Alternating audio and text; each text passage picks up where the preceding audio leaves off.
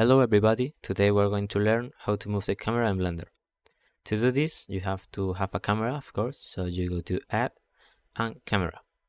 Now you have the camera, but it's in the center, so what you want to do is to move your view until you find the spot you like and press Ctrl-Alt-0. Now your camera is placed from where you were looking, and now that you have your camera there, you have to select it, press again Ctrl-Alt-0, and you have different types of moving. First is roll, you press R and double set, and you can roll your camera.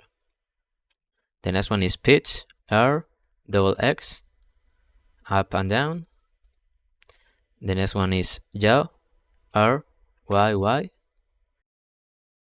You can move it sideways. For the dolly, you have to press G and set, and you can zoom it. Oops.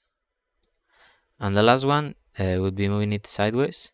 You can press just G and you have free movement, or double X to move it in the X axis, or double Y to move it in the Y axis. And that would be all, and I hope this helps you out in your current or your future projects.